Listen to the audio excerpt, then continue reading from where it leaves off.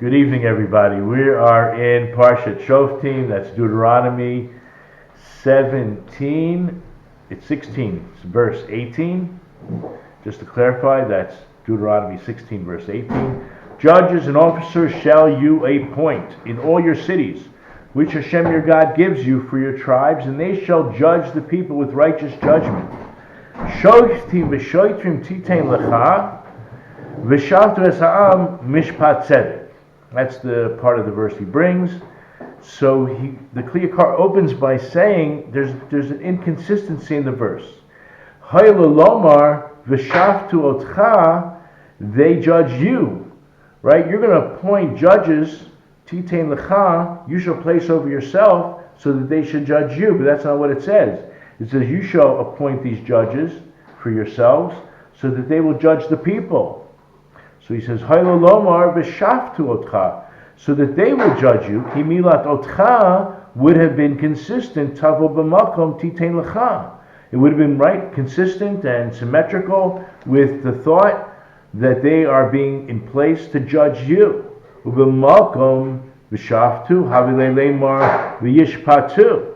So we have a problem here because also v'shaftu is the word used, and it would have made more sense to say v'yishpatu as a command that they will judge. But the fact that it says v'shaftu is more like a hodat devarim. So the first thing he points out is eino tzivoy. It's not a command. All it is, it's an information. It's coming to inform you of what will be. That once you appoint these people, they will judge you. So biur inyanhu. So to clarify this matter, he says shepasuk zet tzivoy lemi sheyesh sipek biyado limnos dayanim. It really seems very clear that this verse is coming as a command to those who are in the position to appoint judges. Meaning it could be the city council, in a secular sense, but it's probably the Sanhedrin or the existing Beit Din that's going to continue to fill the gaps when people retire, or it could be the elders of the city who develop a city and build a city and want to appoint judges. But either way, it's very clear to the Kli Yakar that this verse is coming as a command for those who are in the position to do the appointing. And what is that? Sheyemane otam al menashu dayanim lo. That when you appoint judges, you should make sure that you're putting them on condition that you're going to be judged by them as well. Basically, the next sentence spells it out. Lo yachinifu afilu lezeh hamamanotam. That they should not be in a position where you're requiring to be flattered, right? They're going to honor you because you appointed the judge. So then you'll never see a fair trial. Not by you, not by anybody else. If this judge is already crooked. So v'lo yachinifu, they won't judge, they won't try to flatter even the ones who appoint them. V'zeh sha'amar, this is what it means, titein lecha. When you're appointing the judges, you must appoint judges that will be fitting to judge you as well. A'atzmecha. V'nimshach b'zeh b'kal v'chomer. And what protrudes, what comes out as a natural consequence of hiring or appointing straight judges, honest judges, people that are not into flattery or taking bribes, is the result is sheyishpatu es kol ha'am mishpat tzedek. They then will judge everyone favorably. When I say favorably, I mean justly. Ki im lo yachinifu gam lecha. That there's no involvement of flattering towards you either. Kal v'chomer l'kol ha'am. If they're not going to try to flatter those who you need to flatter, right, that you would normally have an inclination to flatter, people who have high positions, so they're certainly not going to be crooked when it comes to everyone else. L'chak amar, that's why it says v'shaftu as a lashon hoda'at devarim, is just information. The information is they will judge. Not that it's a command, but that the result of bringing good judges, honest judges, is that the end result is that they actually will judge the people. Meaning to say, Lomar, Shechach yeh bivadai kal v'chomer, that the consequence is the logical conclusion that they will not be crooked, that they'll be fair. And then he says, Lo kaminhag doreno. Now, he wrote this over 400 years ago, and he says, and I guess it applies today, kol shekain, even more so. This is not like in our days, in our generation, shekol mi asher sipek biyado limnos dayanim, anyone who's in a position to appoint judges, bore lo kroivo o miyudao, you know who he appoints? His relatives. He appoints people that he's familiar with, people that he knows. I think like in today's presidential election, one of the main factors perhaps in choosing a presidential candidate is who's he going to select for the Supreme Court. Is he thinking like me, or is he thinking like the other guy? And we'll, as people who are voting, then we will, of course, if we have our netiya, our inclinations, that's how we'll choose the president on that basis. And when this guy appoints the judge, it's like he explicitly made a condition with him, al menat shechaniflo, that the guy owes him and is going to flatter him and go his direction. That's how they did it back then, 400 years ago. It's like no different or even worse. The nimshach mizeh, and what comes out from this, shigam kol ha'am. So if they're going to flatter, or they're going to appease or hold favorably the people that appoint them, how much more so are they easily swayed by the people? Afilu rechokim, even people that are not relatives, people who are distant in familiarity, lo yishpatu b'tzedek, they won't judge them favorably, and for the opposite. Ki hadayin tzarek lahashros kol hadinim, because what does the judge need to do? He needs to be fair. He needs to be equal in every aspect, in every respect. In other words, if one guy commits a crime, no matter what color, race, or religion, right? He's not guilty any more than someone who is who he might be biased against. No biases whatsoever. Shelo yomru lo, so that the people who are being judged don't say to this judge, Etmo pasaktecha kach v'chach l'krovcha o l'miyudecha o l'ben yirecha. Yesterday I sat in the courtroom and I saw the same crime, okay? And you, yesterday, paskined, right? You gave out a ruling because this guy was either your relative, or you knew him, or he came from the same city you did, or he was the same affiliation on some other level, he was in your Boy Scout troop, and you judged one way. Ba'akshav, and now atam mishane b'din zeh. And now you're changing the whole story because of what? Because of the familiarity, because of the religion, because of the color, and that's no good. Dovid, you had a question or a point? No, just pointing out that, also in the States, even after someone's chosen by whether it's a Democrat or Republican president, they have lifetime appointments. So that's the whole idea of that is to avoid partisan pressure, so that they can supposedly be more independent. Could be. Okay. No, I mean they have lifetime. It doesn't work that way, does it? Actually it does. I mean, they try, right? The first pasuk, Shoftim v'Shoftim ki ten lachon, that is a mitzvah, but the Shoftim part is not a mitzvah. Is that the idea of the Kli Yakar? I think what he's saying, it's much deeper than that. Of course you have to appoint judges, but the tzivoy is on the type of judges. Fair judges who are not going to be biased, people who are roy fitting to be judges, not people who are crooked, okay, who are going to take a bribe, who are going to mock your punning, who are going to show favor to somebody, okay? People who have a proven track record for being fair, knowing the law and applying it, and not showing any kind of favor, or are willing to take bribes. I think that's what the commandment here is, according to the Kli Yakar.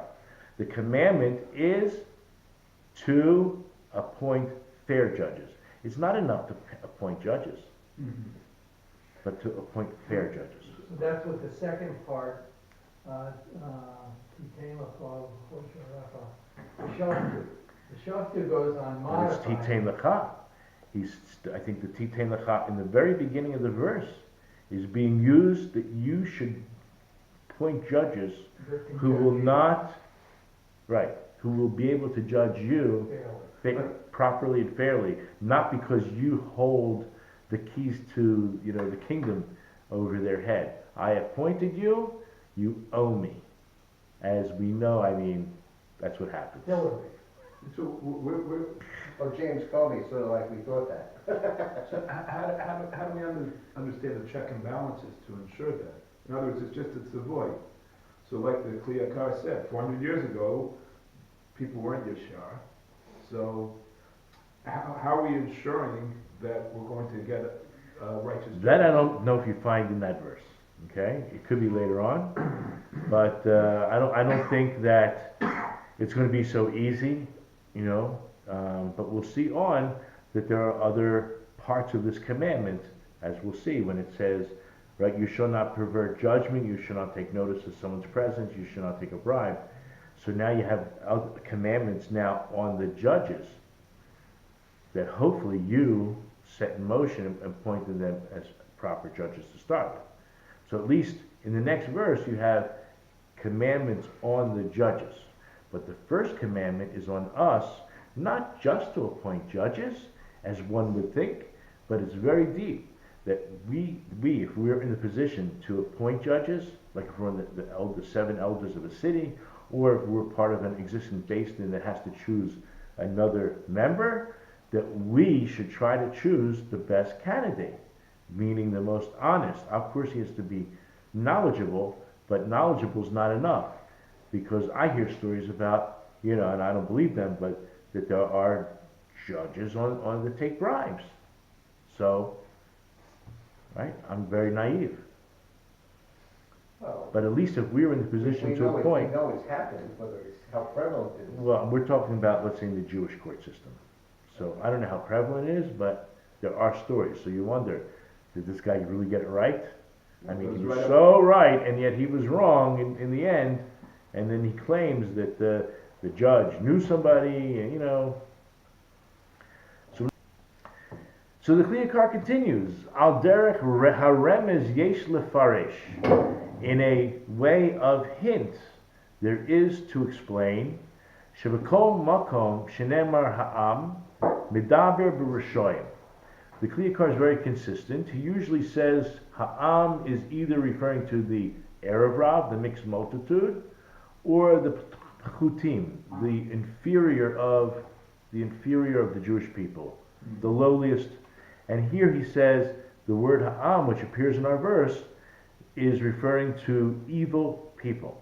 Kamosha Perish Rashi B'Pasuk, Rashi explains over there in Deuteronomy 11 verse 1, V'hi ha'am commit onanim, that the people were complaining. If you look over there, Rashi says this is talking about the Erev Rav, or the most inferior.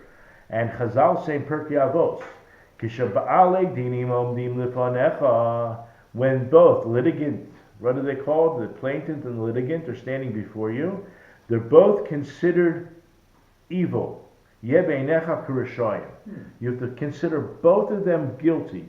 You cannot think, okay, this guy, he's being sued, right, by this poor fellow, and he's in a tie and a tux or a big, very expensive suit, nice glasses, nice watch, that he's innocent. Okay? He's just as guilty of whatever, right? You just have to look at them as equally guilty until all the facts are laid out on the table, as opposed to thinking one of them's innocent right away. Okay? They're both as guilty. So it's not innocent until proven guilty. No. But they're equal. In other words, you're not saying one's more guilty than the other either. Okay. Okay? So until you get all the facts, you don't think that one of them is innocent. They're both considered evil in your eyes. Therefore it says, V'shavtu es ha'am. And they will judge the people. Remember, ha'am is a code word for evil people. Ki b'shas ha'mishpat yubeinecha kishar ha'am. Because at the moment of judgment, or as you're judging before the final verdict, or until they accept it, They will be in your eyes as if all other people are guilty. They're guilty too. Asher harushoyim muchanim behem, which amna mishpat betzedek. I skipped a line. Asher harushoyim muchanim behem. Mechunim. That's like a nickname, as if they are rishoyim, as the ha'am implies. Amnam mishpat tzedek. Therefore, you must do righteous judgment. Meaning, acher hamishpat yithapek harishiut letzedek. What happens is that after you gave the sentence, right? You sentenced this guy owes him, or they split it, whatever it is. That there's no more evil, but it's righteousness. And now in your eyes they're both righteous. Even if you said one of them is guilty, correct? Which in your mind and my mind, we would think that they're evil if they're guilty. But no, they accepted the judgment. He's going to pay up. He's willing to pay up. They're both innocent. They're both righteous. They walk out of your court righteous.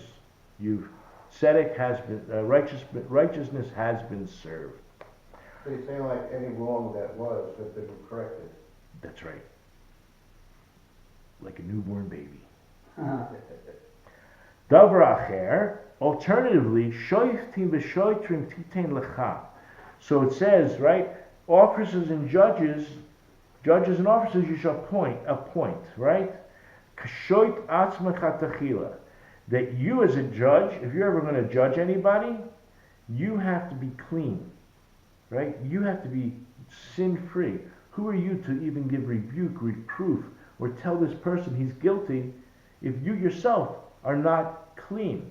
So you have to, as they say, ornament yourself first with cleanliness, free of sin. V'shavtu esa'am. And only afterwards, then you're able to judge the people. That's why it says, right? Titein lecha, and then afterwards judge the people. L'kashet zulato. Then you're able to clean, as we say, ornament others. Ki kol dayanin demafkin minema monadina bedina lav dayanahu. In Baba Basra, the Gemara over there says, any judge that takes money out of someone else's possession, let's say with the wrong psak, right? It's not a true judgment. He's guilty of stealing. He says this person owes this person money in the end, so he's guilty. So any judge that removes money from somebody else in a judgment, and this is talking about when he does it not properly, he's not a true judge.